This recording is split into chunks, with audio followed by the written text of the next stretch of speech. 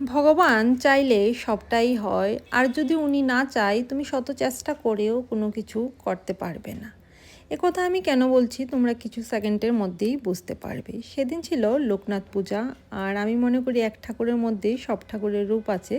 যেহেতু আমার কাছে লোকনাথ বাবার কোনো ফটো কিংবা মূর্তি ছিল না, তাই নিত্যদিন আমি যে ঠাকুরগুলার পূজা করি ওই ঠাকুরগুলাকেই একটু পায়েস রান্না করে ভোগ লাগিয়েছিলাম। এবং তারপরে এখানে আমার যে দেশি বার, ওই দেশি বারটাকেও আমি আরেকবার রিস্টক করে নিয়েছিলাম। তারপর সারাদিন আর কিছু রেকর্ড করা হয়নি সেই রকমভাবে। সন্ধ্যাবেলায় এখানে আমি রেডি হয়ে গিয়েছিলাম টিউশন যাওয়ার জন্য। আর হাজব্যান্ড সেই সময় নিয়ে আসলো তাল।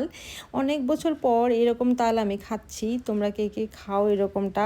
যদি খেয়ে থাকো আমাকে বললে আমার ভালো লাগবে। তারপর সেদিন যেহেতু লোকনাথ পূজা ছিল, ইচ্ছে ছিল লোকনাথ বাড়িতে একটু যাব, কিন্তু সেদিন আমার টিউশন এবং হাজব্যান্ডের কাজ শেষ হতে হতে অলমোস্ট 10:30 বেজে গিয়েছিলো। আর আমরা গিয়ে দেখি দোকানপাট তো আছেই, কিন্তু মন্দিরের দরজা বন্ধ হয়ে গেছে।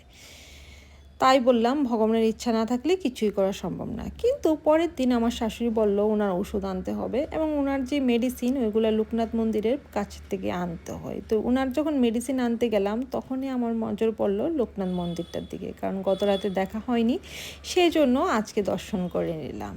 তো হয়তো আমার লোকনাথ পূজার দিন ঠাকুরের দর্শনটা ছিল না আমার ভাগ্যে, লোকনাথ পূজার পরের দিনই ছিল। তো সেদিন দর্শন করে ভীষণ ভালো লেগেছে, আর ভিড় বাক্যও ছিল না।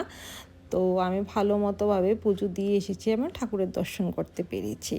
আর আমার সঙ্গে সঙ্গে এখন তোমরাও লোকনাথ বাবা এবং ভোলে বাবা দুজনেরই আশা করি দর্শন করে নিয়েছো। আর আজকের ব্লগটা আমি এইখানেই শেষ করছি। আশা রাখবো যে ভোলা বাবা এবং লোকনাথ বাবা তোমাদের প্রত্যেকের মনোকামনা পুরো করুক আর তোমাদের সবাইকে ভালো রাখুক।